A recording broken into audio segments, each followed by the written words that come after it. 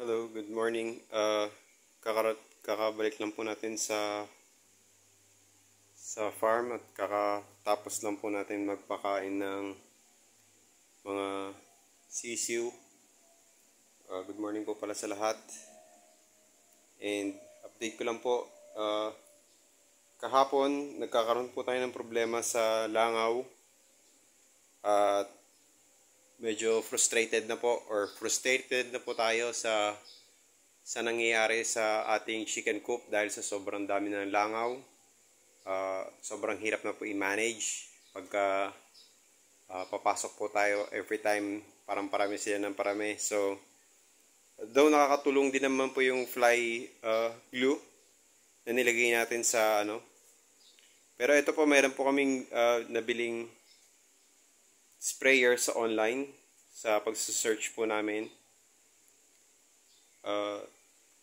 Kakabukas ko lang po daw, sira po yung sprayer niya nung na-receive namin.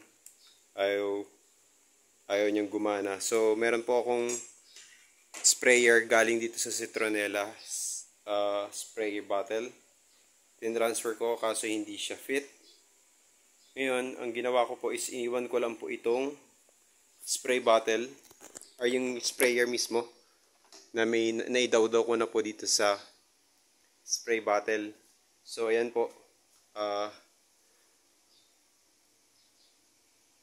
yan po yung result. So effective po siya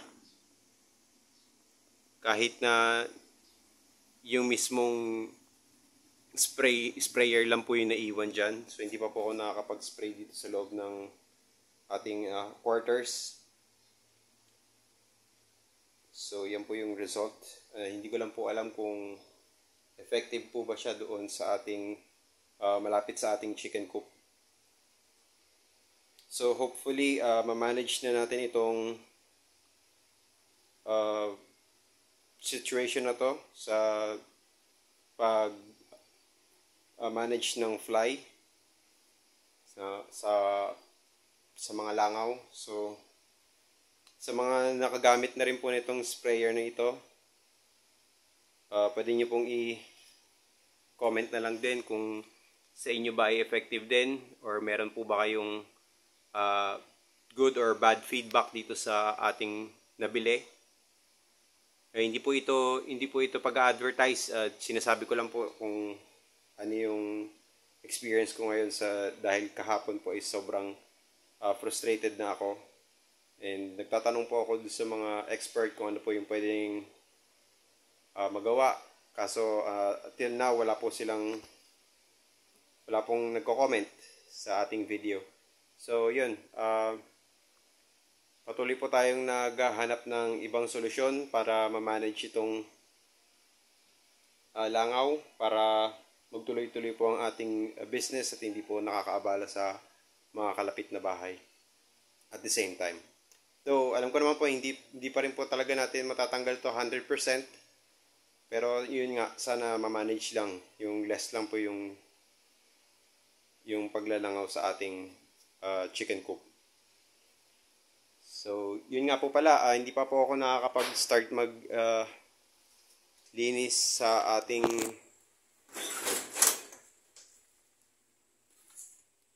bakuran. So, ayan pa din po yung situation sa labas. Ang dami pa rin saging na nakatumba. So, yung plano po dyan ngayon is pagsasama-samahin po muna. Then, i-dispose. Then, ang plano po dito is magkakaroon po muna tayo ng isang maliit na chicken coop ulit na secure na, hindi na sila tutuluan ng tubig. At the same time, medyo malapit dito sa ating quarters at madali siya ma-access pagka magpapakain sa gabi. Hindi na siya problema pagka naulan. So yun, pagka nakalipat na po tayo dito sa ating pwesto, gagawin naman po natin yung chicken coop na malaki para yun, siguro kailangan talagang tanggalin muna yung bubong, baguhin po lahat yung pamakuan sa ibabaw para maayos po. Ang hirap na po kasing remedyohan dahil lundong-lundo po yung gitna. So kahit na tinry po namin lagyan ng Vulcasil, kaso hindi po siya nag take effect. And yun po ang ating plano for this day. And then update ko po kayo kung ano po yung nagawa na natin. So yun, sa next project din po pala is maglalagay din po tayo dyan ng dito yung chicken coop na maliit para sa mga sisiw. Plano ko po sana yung para sa mga sisiw, pero for the meantime, habang ginagawa po ito, paglalagyan po muna natin sila ng malalaking broiler chicken. Tapos dun sa katabi naman na vacant lot, ang plano po natin dyan is maglagay ng goat house. So yun, mag-ano na rin po tayo ng mag-raise din po tayo ng kambing para sa added income. Goat racing po. So yun po muna yung plano.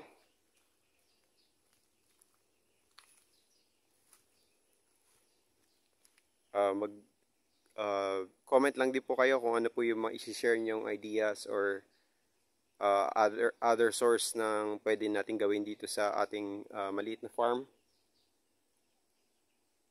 Kung may isi-share po kayo, maraming salamat po.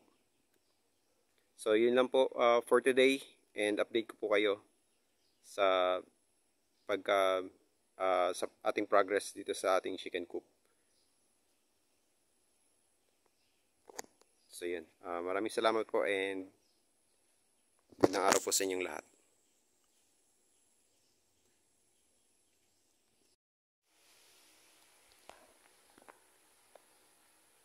So ayan po pala, tinry natin i-spray sa ating lapag yung ating nabiling pampamatay ng langaw. So ayan po, kakaspray lang, then parang nangingisay siya.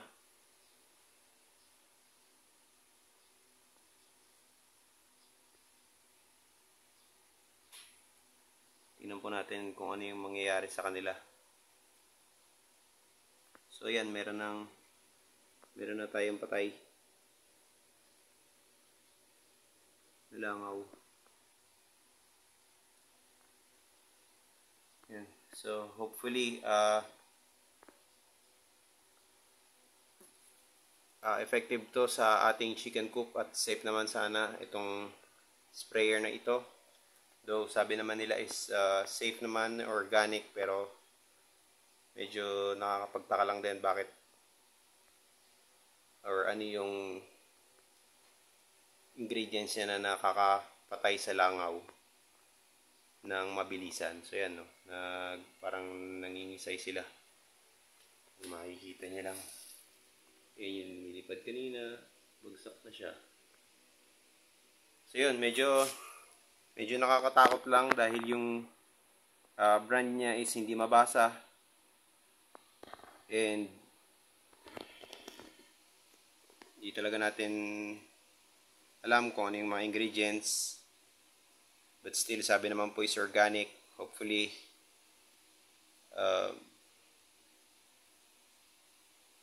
hindi naman siya fatal or ano. Nakapag-spray naman na po tayo sa chicken coop, pero hindi naman po directly dun sa manukan, dun lang po sa may mga gilid-gilid na accessible ng mga langaw. So yun, try natin mag-spray dun sa kung saan nagkukumpulan yung mga langaw. Buhay pa ba sila? So yan.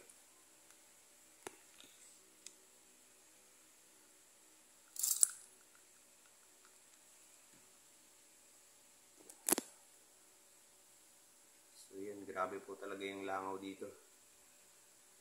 Ayan, may natapon palang feeds kaya siya nagkukumpulan dun.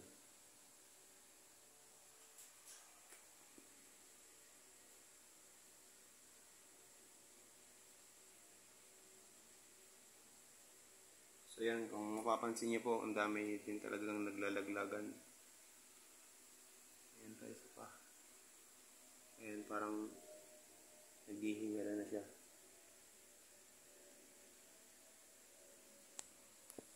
So yun, effective naman siya. Sobrang dami rin po ng langaw dito sa loob, kaya yan, pasentable na lang po sa ating lugar. Hindi pa po tayo makapaglinis ng tuluyan gawa ng nung nagbagyuhan is ang hirap po kumilos dito. Yan, and hindi pa rin still under construction pa rin po itong ating quarters. Madami pa pong kailangan gawin. Pero inuna po muna natin yung chicken coop. Kasi kailangan na rin natin mag-start at gumalaw na yung ating source of income. So yun, sana po mag-comment po kayo sa mga nakatry na nitong spray bottle. Kung ano rin po yung feedback sa inyo. Kung maganda ba yung result or same ba or merong hindi magandang result. So yun po. Maraming salamat po ulit and God bless us all.